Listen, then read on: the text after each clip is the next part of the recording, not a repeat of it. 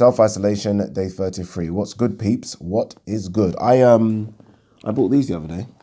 I thought I'd show you. Adidas Adizeros. That's what they're called. What do you think? Adidas Adizeros. They're running trainers. That's when you know your boy's getting serious at running, when he buys running trainers. They've got that extra thick cushion.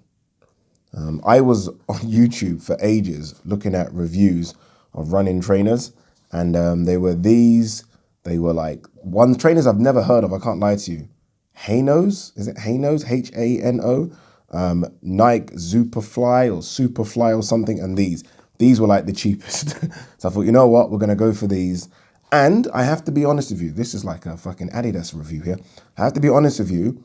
Like maybe because I was running in where was the trainers that I was running? No, not here. I was running in trainers which didn't have much cushion. Running in these feels like I'm fucking jogging on air. It honestly feels like I'm bouncing. So yeah, these have definitely made made running a bit easier. Plus, I don't know about you, but when I was young, my brother, was it my brother? I think it was my brother. He got me the R9 boots, like the silver R9 boots. And when I put those boots on, I thought I was like the best footballer in the world. So when I put these on last week and I was jogging, I just felt like a god. I felt like I was going to walk over people like a god. Charles Martin. All right, that's enough of that. Yes, the coffee's back, people. All right, let's go on to the next. What would have happened? I haven't done one for a few days just because I've been doing other videos, which is good. I like to mix them up. Actually, before we do that, Q&A. I was going to do the Q&A via live stream. I did announce on my on this page that I was going to do it via live stream. Guys, I'm just going to do it the normal way for now. I've had a look at the live stream. I played about with it and I just didn't like it, if I'm honest with you. I didn't like it. There is a way basically to live stream via my phone and YouTube and do it that way. And it's not that bad, but I just didn't like it was lagging a bit. I didn't like the way it looked, and I just thought, you know what, no. So the best way to live stream, because everyone's been asking me about live stream, and the best way to do it is through like a digital camera and basically a few other little gadgets, right, to make it really work. And I don't have those gadgets yet, and until I get those gadgets, I don't feel comfortable about doing it the way I was going to do it, which was my phone, YouTube, my laptop, and do it that way. So I will do a Q&A video today, actually. I'll do a Q&A video today, put it up, and you guys can get your questions in. What day is it today? Today's what? What day is it today? What day is it? Is it Thursday today? If it is Thursday, I'll put it up today, and we'll get the Q&A done by Saturday, which means it will be done by Monday. But we'll get the Q&A done in a few days. So no doubt, get your questions in as per usual. Not on this video, on the Q&A video that I'll put up straight after this video. All right, enough of that crap. What fight is it we're talking about? All right, we're talking about Paul Williams versus Kelly Pavlik. Or should I say, you got to do this right. Kelly Pavlik versus Paul Williams. This was a fight that was supposed to happen October 3rd, 2009, Broadwalk Hall, Atlantic City, New Jersey. Good fight, right? Good fight. Get your thoughts in now. Before I rattle off my thoughts, get your thoughts in now. Who do you think would have won that fight? At the time, Kelly Pavlik was middleweight champion of the world. Paul Williams was, I think, at the time, one of the most avoided and feared boxers on the planet. At the time. Obviously, what would go on after that period changed that. But at the time, Paul Williams was 37-1, 27 knockouts. We all know how big he was at welterweight. He was big at junior middleweight, not so big at middle. But at the time, this guy couldn't get a fight, right? Just couldn't get a fight. He was willing to fight anybody. Couldn't get a fight at welterweight. And look at the guys that were around at welterweight that he couldn't fight. Cotto was around at the time, couldn't get that fight. There wasn't even discussions about Miguel Cotto versus Paul Williams. Like, not even discussions. Manny Pacquiao, that would have been funny, right? 5'6", 6'1", 6'2", no discussions. But the big ones, obviously Floyd Mayweather. no discussion. So he was literally jumping weights, just trying to get fights. Kenny Pavlik's record at the time was 35-1. In fact, before we talk Kenny Pavlik, let's quickly go back to Paul Williams. He did have one blemish on his record. That was the 2008 loss to Carlos Quintana. They fought in June 2008. Paul Williams lost that fight on points. They had a rematch in September of 2008, and Paul Williams knocked him out in the first round. So that was the only blemish on Paul Williams' record at the time. Back to Kenny Pavlik. So Kenny Pavlik's record at the time was 35-1. I think it was something like 31 or 32 knockouts. He was a vicious puncher. He had won all the titles from Jermaine Taylor. I think knocked him out in their first fight, and then it went to points in the second fight. The middleweight division back then wasn't super deep, right? Hopkins had pretty much cleaned up. He had then gone on to go to light heavyweight and have that fight against Antonio Tarver. So it wasn't super deep. So Kenny Pavlik fought like Gary Lockett, for example. No disrespect to Gary Lockett, but Gary Lockett, Rubio, Espino, right? There wasn't much on the resume in terms of sort of big fights, big bouts. That's why the Paul Williams one was considered a big bout. He even went up to light heavy and fought Bernard Hopkins. He was actually favourite to win that fight. I remember that fight. He was favourite to beat Bernard Hopkins.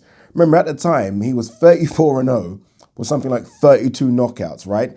Although it was a higher weight class, Hopkins himself was a smaller guy coming up from middleweight. So he was actually favourite to beat Hopkins. Hopkins schooled him, right? Schooled him.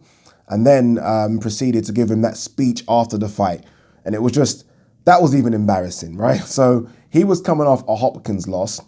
Paul Williams was coming off a win against, I think it was Winky Wright. That was at junior middle, I believe. So Paul Williams was coming up. He was coming back down. So it would have been a very interesting fight. Kenny Pavlik's story is a sad one. It's a sad one, man. A very sad one. Kenny Pavlik retired in 2012. So I'm going to say it was 29-30. 29-30. I mean, that's when you're getting into that's your peak years as an athlete, right? That's it. He retired at that. Kenny Pavlik probably was done after the Jermaine Taylor fight, like peak Pavlik, just because of the drink problem. We all know about the drink problem now.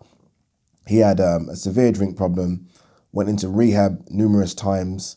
I remember hearing a story, I think it was his dad, and his dad said he would go to sleep at night and take the phone off the hook just so he didn't have to get a call from the local police station telling him to go and pick up Kenny Pavlik. That was when Kenny Pavlik was a champion. So we're not talking about how he's lost and he's gone to the drink. No, we're talking about him as a champion after the Jermaine Taylor fight. So we probably never, ever really saw peak Pavlik, Like we never. And it's strange, I was thinking about him and Jermaine Taylor. Obviously, Jermaine Taylor beat Hopkins. Pavlik then beat Jermaine Taylor. I mean, look what happened to Jermaine Taylor as well. Look what happened to Jermaine Taylor. Sad story, right? Both of them. Obviously, Pavlik has come out the other side. I was watching the Joe Rogan podcast. He was on there talking about it. He can openly talk about the situation now. Jermaine Taylor, that's another conversation altogether. All right, back to who would have won. So again, we're talking Paul Williams, who, again, I think was one of the most feared fighters on the planet at the time. But we're talking feared at 147 and 154. We're not talking 160, right? That's a whole different beast. And the reason it's a whole different beast is because he gives away all his advantages that he has at 147 and 154. At 147, he's a fucking monster, right? There aren't many 147 guys that are 6'1". There aren't, right? But then you go to middleweight, you're 6'1", Kenny Pavlik's 6'1", right? So that advantage about being the bigger, stronger, taller man, that's gone.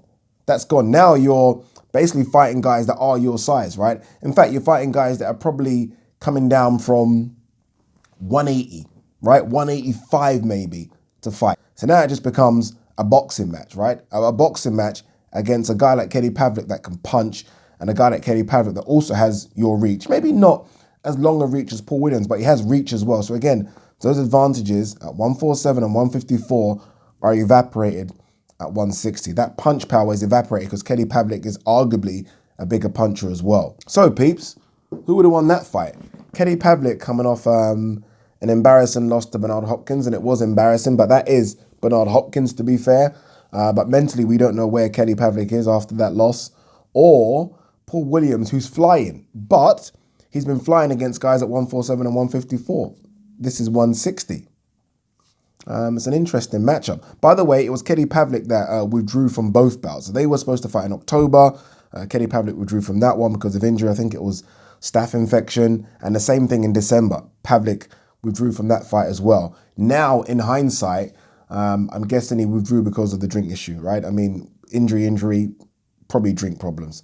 But we didn't know that at the time. I mean, there were rumors and things going around, but we didn't know how big the drink issue was. So let's not bring that into the equation because I think that's unfair. Let's just bring in boxing ability, punch power. It's an interesting one, right? Because Paul Williams up until that point hadn't been exposed. There was no Martinez knockdown. There was no Lara where we probably lost that fight, getting beat up. There was none of that. There was none of that. Again, we're just talking about a guy that looked up until that point pretty much perfect. I know Carlos Quintana, but he beat Carlos Quintana in the rematch in 2 minutes.